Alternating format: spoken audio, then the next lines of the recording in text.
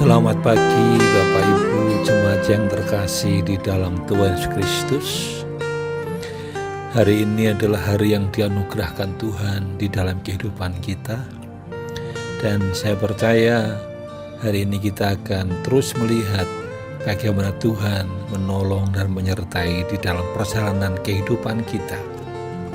Nah, sebelum kita lebih jauh melangkah dan melakukan aktivitas, mari kita akan merenungkan kebenaran firman Tuhan yang diberi tema janji Tuhan tidak pernah diingkari. Diambil dari Mazmur 119 ayat 137 sampai dengan ayat 152. Adapun kebenaran firman Tuhan yang akan menjadi perenungan kita adalah ayat yang ke-140 yang demikian bunyi firman Tuhan. Janjimu sangat teruji dan hamba-Mu mencintainya. Bapak Ibu yang terkasih dalam Tuhan Yesus Kristus, adalah hal yang biasa bila manusia seringkali mengecewakan sesamanya. Salah satunya adalah perihal janji. Berapa banyak dari kita yang kecewa oleh karena janji yang tidak ditepati atau ucapan yang tidak bisa dipegang kebenarannya. Misalnya soal utang piutang. Begitu gampangnya seseorang berutang kepada orang lain, tetapi untuk melunasinya jarang sekali tepat waktu. Janji tinggal janji dan berujung pada ingkar. Itulah manusia. Tetapi kita patut bersyukur karena kita punya Tuhan yang tidak pernah ingkar terhadap apapun yang dijanjikannya. Dikatakan firman Tuhan, Allah bukanlah manusia sehingga ia berdusta, bukan anak manusia sehingga dia menyesal. Masakan ia berfirman dan tidak melakukannya, atau berbicara dan tidak menepatinya? Bilangan 23 ayat 19. Sebagai contoh, janji Tuhan untuk memberikan tanah perjanjian dalam hal ini adalah Kanaan kepada bangsa Israel, sebagaimana ia sampaikan kepada Abraham di dalam Kejadian pasal 12 ayat yang ke-7. Aku akan memberikan negeri ini kepada keturunanmu.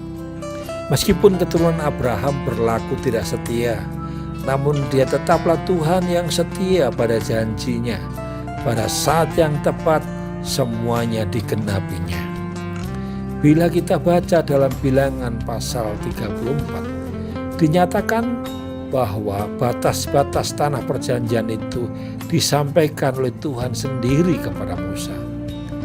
Perintahkanlah kepada orang Israel dan katakanlah kepada mereka, apabila kau masuk ke negeri Kanaan, maka inilah negeri yang akan jatuh kepadamu sebagai milik pusaka, yakni tanah Kanaan menurut batas-batasnya. Bilangan 34 ayat yang kedua.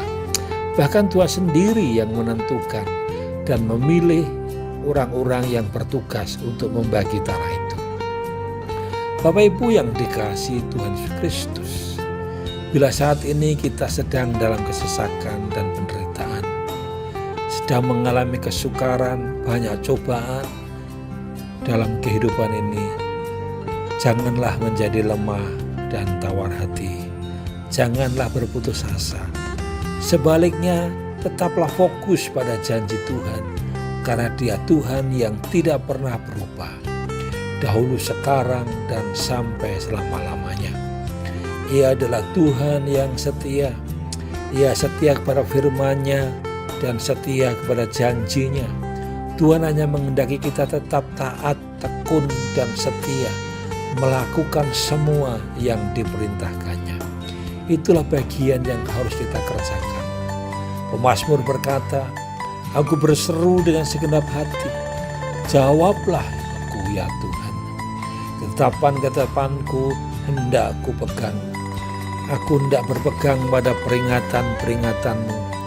Mazmur 119 ayat 145 sampai 146b. Mari kita hidup dalam ketaatan. Pada saatnya Tuhan akan mengerjakan bagiannya untuk menepati janjinya bagi kita.